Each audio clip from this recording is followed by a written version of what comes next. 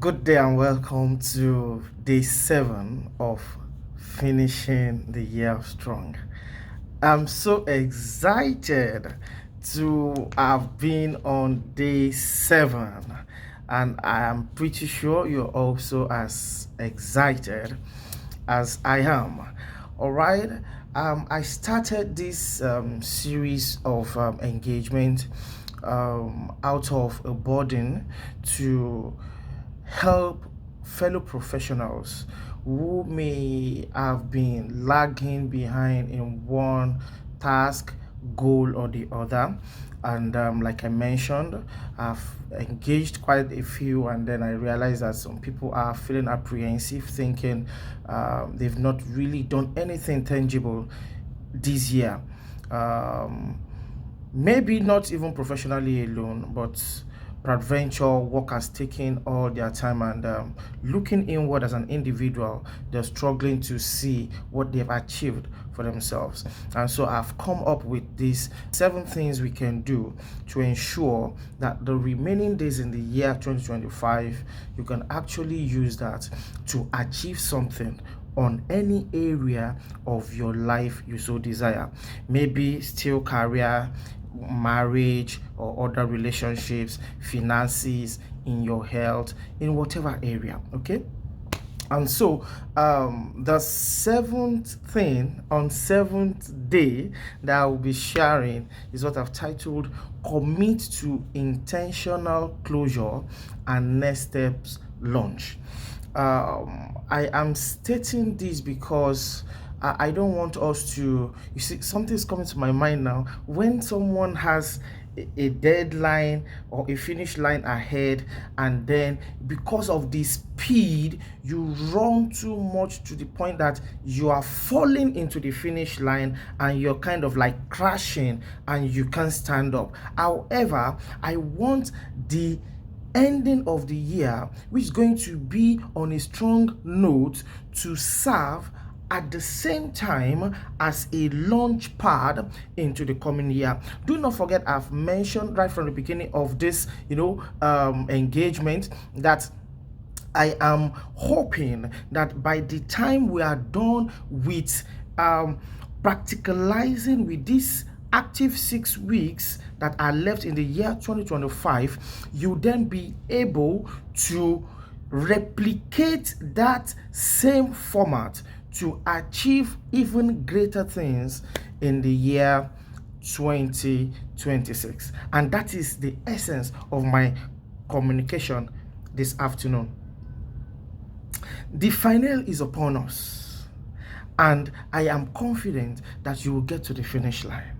All right. So as you close out the year, I want you to do it with intention. I want you to prepare such that it won't be a crash landing, but then a launching into the next one. I want you to be ending in such a way that you have great and massive momentum to launch and spring forward into the next year.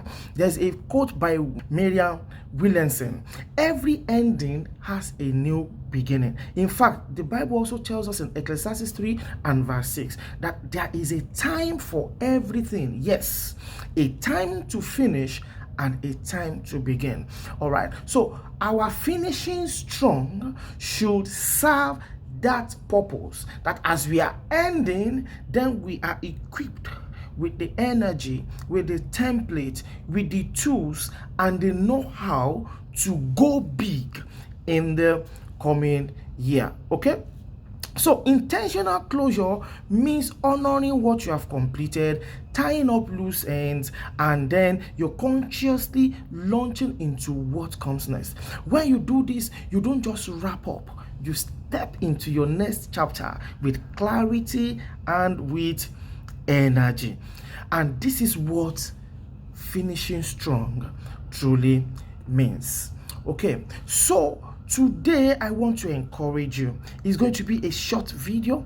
Today I want to encourage you the things you need to keep in mind, even as you, by the help of God, finish strong. Haven't followed all our steps and principles.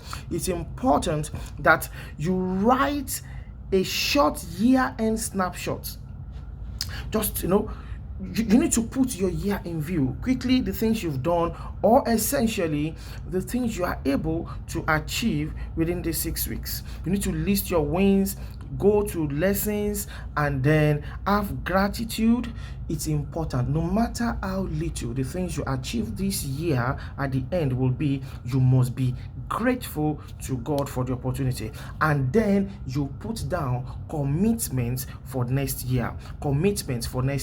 So as you're closing this year, you're already looking into the next, and then you have a plug ready so that there won't be any gap. You will flow with the same momentum and energy. Also, you need to schedule one launch week at the beginning of next year where you set priorities, map your calendar, and set your boundaries for the very first 90 days. When we started this 7 days of finishing the year strong, I mentioned that we need to clarify our new finish line based on the available time for us. However, because you're now going to have a whole full year ahead of you, it's important you spend a full week to launch and plan the year, map the year, and ensure that the very first 90 days you achieve something great. Remember, I told us that you need to ask yourself every day, if as you wake up, that if there's something I can do today, what is that thing I can do today that's going to make a difference in my goal? And the moment you get that thing, that should be the very first thing you do. The same thing is what you're going to be doing for the first 90 days of the new year, and you'll be surprised what results you will get. Also, it's important, I've been saying it, if you want to go fast, go alone. But if you want to go far, you must go with other people. They may necessarily not have to be engaged in those things you want to do, but you need an accountability partner, someone who will challenge you. What have you then achieved today? What have you achieved this week? What have you achieved this month? You will need people to share your plans, to share your goals, to share your aspirations with, so that they can keep a tap on you, to encourage you, to remind you, so that even there are days that you feel like not doing it, when you remember people who are banking on you, when you remember people who are cheering you on, you will not want to disappoint them, and then you will keep firing on. And on this note, I want to say congratulations for being on this journey with me for the past 7 days. I promise you, there's going to be an 8th day. There's something special I want to share with you tomorrow.